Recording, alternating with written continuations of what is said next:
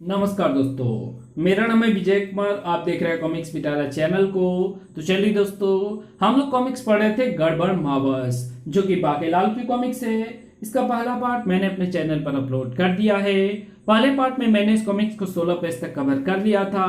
अब इस पार्ट में इसके आगे कहानी को शुरू करते हैं।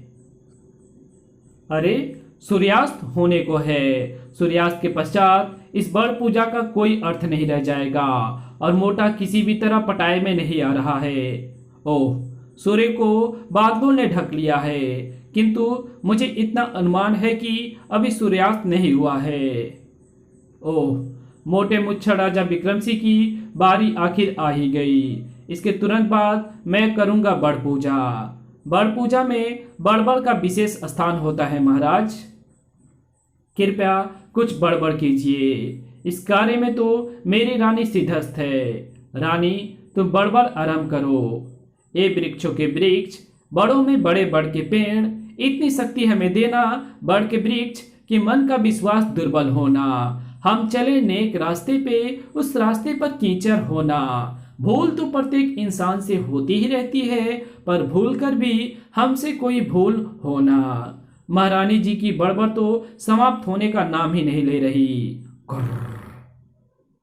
महाराज, प्रसाद लीजिए। जय हो बड़ देवता की जय हो। सूर्यास्त होने को ही है, किंतु अभी हुआ नहीं होगा। सूर्य बादलों के पीछे है, किंतु रोशनी की किरणें अभी भी दिख रही है। महारानी जी, आप भी प्रसाद लीजिए। जय हो बड़ देवता की जय हो।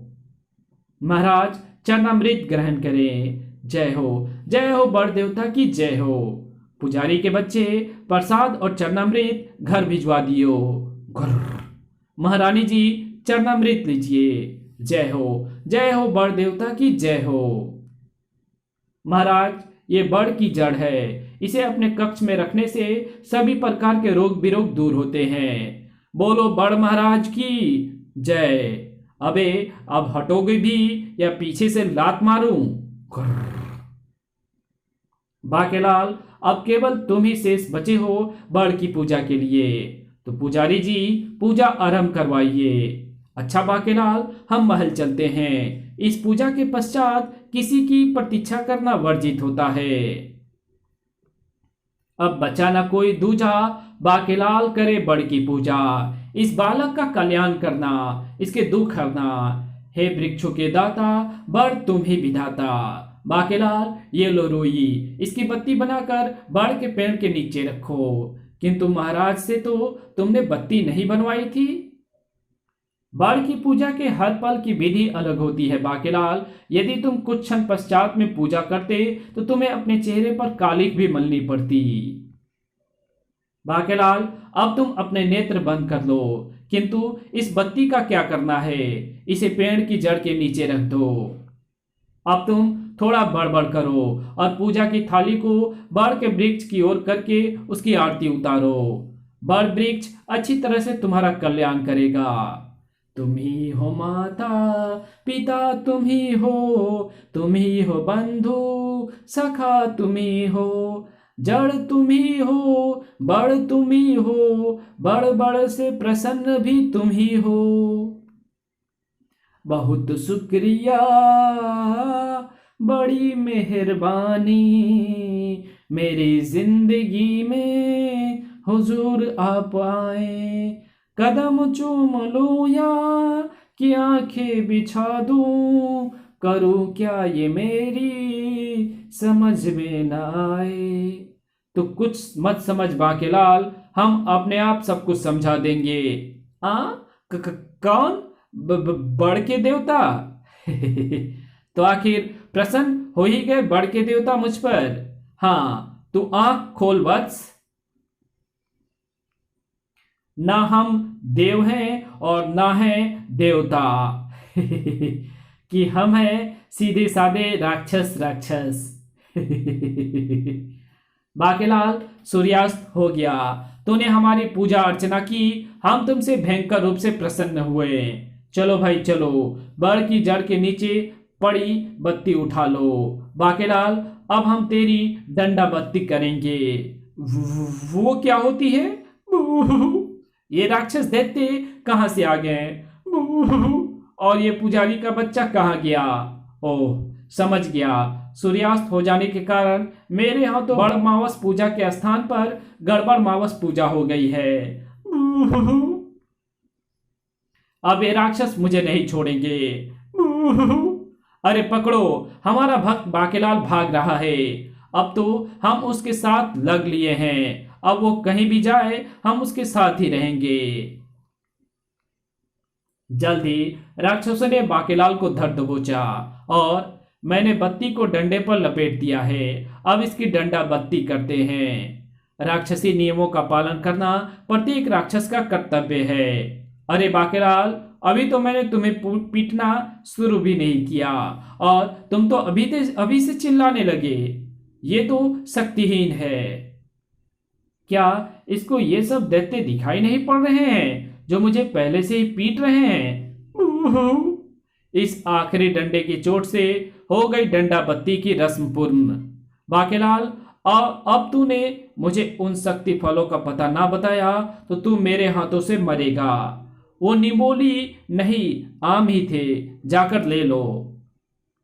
बाकेलाल, अब तू ही मेरे लिए लाएगा वो शक्ति आम, क्योंकि ऋषि के पास शिव का त्रिशूल है। मैं उसके निकट गया तो वो मुझे मार डालेगा। अरे, इस दुष्ट की इतनी हिम्मत कि हमारे भक्त का गला पकड़ लिया। तो फिर दिख जाओ शत्रु को। अरे बाप रे, इतने सारे दैत्य कहां से आ गए? ओह, अब ये दैत्य इसको दिखने लगे हैं। इसकी टपका चुल्ली मैं करूंगा। टनाक! अरे, ये तो शक्तिहीन को ही मार रहे हैं। इसको ब्रिज पर उल्टा लटका देता हूं। मैंने इसके नीचे लकड़ियां लगा दी है और मैं आग ले आया। कहीं से तंदूर के फुलके मिल जाते तो गोश्त फुलका खाकर आनंद आ जाता। बचाओ! गोश्त पहले खा ले, फुलके बाद में खा लियो। ले बाके, थोड़ा तू भी खा ले। नहीं, मैं मांस नहीं खाता, तुम लोग खाओ। बेटा बाकेलाल, ये लोग मांस भक्षण में व्यस्त हैं, तो खिसक ले यहां से। जान बची। चल चेतक, विशालगढ़ को दौड़ लगा। चेतक, तू भाग क्यों नहीं रहा? मुझसे तो हिला भी नहीं जा रहा। बाकेलाल, ये हम सबको बिठाकर नहीं चल पाएगा। अरे तुम लोग? हाँ बाकेलाल, अब से हम तुम्हारे साथ ही रहेंगे, क्योंकि तुमने गड़बड़ मावस पर बड़ की पूजा करके हमें प्रसन्न किया है। तुम्हारे साथ रहना हमारा कर्तव्य है। नहीं स्वामी, नीचे उतर जाओ, वरना मेरा दम निकल जाएगा। किंतु तुम कब तक मेरे साथ रहोगे? जब तक तेरी मृत्यु ना हो जाए और तू चिता पर फूका ना डाला जाए। इसी के साथ दैत्य हो गए पुनः गायब। मोटे मुच्छड़ को मैं जिस संकट में फंसाना चाहता था उसमें मैं ही फंस गया। होना पद की हूं। अजी, मैंने कहा सुनते हो? आज तो गुफा से निकलते ही शिकार मिल गया। पिताजी, इसको हम मारेंगे। नहीं बेटे, चोट लग जाएगी। अरे बाप रे, शेर परिवार मुझे देखकर लार टपका रहा है। अजी, क्या बात करते हो? ये शेरनी के बच्चे हैं। जाओ बच्चों, सोच क्या रहे हो? टूट पड़ो। चलाधारी सिंह के दोनों शावक मुझ पर झपट रहे हैं। बाकेलाल ने तुरंत पास खड़ी वो सखा उठा ली। प्याऊ! पिताजी! अपने बच्चों को पीटता देखकर अब शेर शेरनी मुझ पर हमला करेंगे। शेर की आवाज। ओए, मेरे बच्चों पर हाथ उठाता है। ओए तेरी तो। बाकेलाल, अब तो तू गया जान से। बाकेलाल, घबरा मत, हम तेरे साथ हैं। हमारे रहते तुझे किसी से भयभीत होने की आवश्यकता नहीं। बाकेलाल आश्चर्य से वो सब देख रहा था। इन राक्षसों ने पहले मुझे उस दुष्ट शक्तिहीन से बचाया और अब इन खूंखार शेरों से। ये तो मेरे मददगार हैं। ये तो बड़े काम के हैं और मैं व्यर्थ ही इनसे भयभीत हो रहा था। बाकेलाल, हम तुझे किसी विपत्ति में नहीं फंसने देंगे। तेरा कोई शत्रु हो तो उसका पल में काम तमाम कर देंगे। शत्रु? शत्रु तो मेरा एक ही है, और वो है मोटा मुच्छड़ राजा विक्रम सिंह, जिसने जिसने तुझे इस मुसीबत में फंसाया है। अब यही मुसीबत मृत्यु बनकर स्वयं उसी पर टूटेगी। ये दैत्य उसे मार डालते हैं जो मुझ पर प्राणघातक प्रहार करता है। अब मुझे कोई ऐसी योजना बनानी होगी कि मोटा मनुष्य मुझ पर प्रहार करे और इन दैत्यों के हाथों मारा जाए। लेकिन इसके साथ ही मुझे कुछ ऐसी चालें भी चलनी होगी जिससे प्रजा का विश्वास विक्रम सिंह से हटकर मुझ पर आ जाए और वो स्वयं ही राजा को गद्दी से उतारकर मुझे विशालगढ़ के राज सिंहासन पर बैठा दें। अरे हाँ, मेल तो गया वो उपाय। कोई भी राजा अपनी गद्दी छीनते नहीं देख सकता। जब प्रजा का विश्वास मुझ पर बढ़ेगा तो क्रोध में आकर राजा मुझ पर प्रहार करेगा और फिर बाकेलाल, हमें भूख लगी है, किंतु तुम्हारे आदेश के बिना हम एक चिड़िया भी नहीं मार सकते। यदि ऐसी बात है तो वो देखो, सामने हरी काका की बकरियों का बाड़ा है। तुम उन बकरियों में से एक एक बकरी खा सकते हो और बाकी बकरियां। बाकेलाल उन्हें कुछ समझाने लगा। फिर मगर ध्यान रहे, तुम किसी को दिखाई मत पड़ना और बकरियों को यहाँ बैठकर मत खाना। ठीक है बाकेलाल। राक्षसों ने बकरियों को उठा लिया। वाह, स्वादिष्ट बकरे बकरियां। मैं अगले दिन, महाराज मैं लूट गया, मेरी सारी बकरियां कोई चुरा कर ले गया। सेनापति, इसकी बकरियों का पता लगाओ।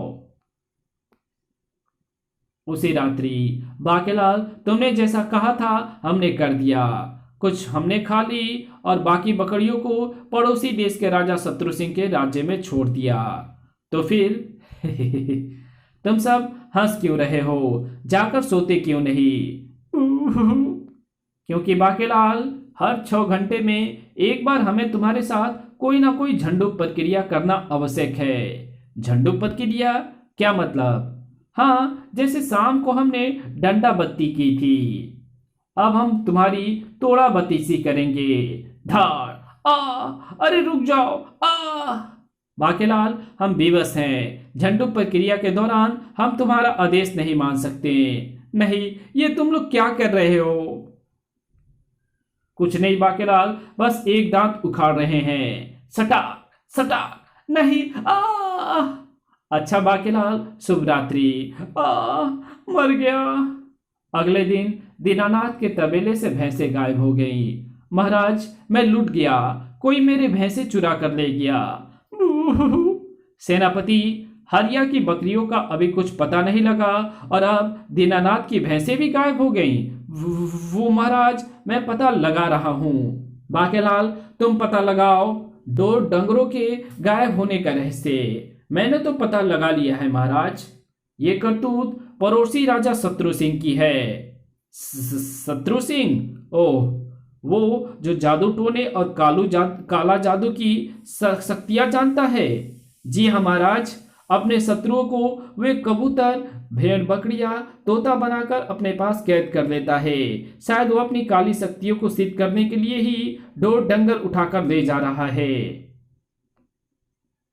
सेनापति, सेना लेकर जाओ और दुष्ट राजा से हमारी बकरियां और भैंसें वापस लेकर आओ। मैं वो महाराज, मैं तो चला जाऊंगा, पर हमारे घोड़े नहीं जाएंगे।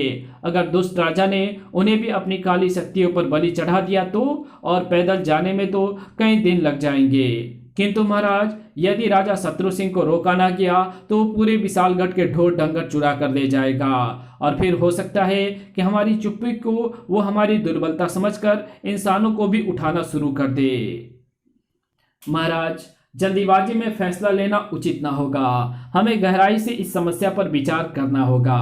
तुम ठीक कहते हो महामंत्री। अरे बाकेलाल, तुम कहाँ चल दिए? महाराज, मैं विशालगढ़ वासियों को एक पल के लिए दुखी नहीं देख सकता। मैं राजा शत्रु सिंह को छट्टी का दूध याद कराने जा रहा हूँ। अरे रुको बाकेलाल, वो तुम्हें तोता बना देगा। इधर शत्रुपुर का राजा शत्रु सिंह, सेनापति नींबू मिर्ची। पता लगा कि इन पशुओं को हमारे राज्य में कौन छोड़ गया है। पता लग गया है महाराज, ये पशु विशालगढ़ के हैं।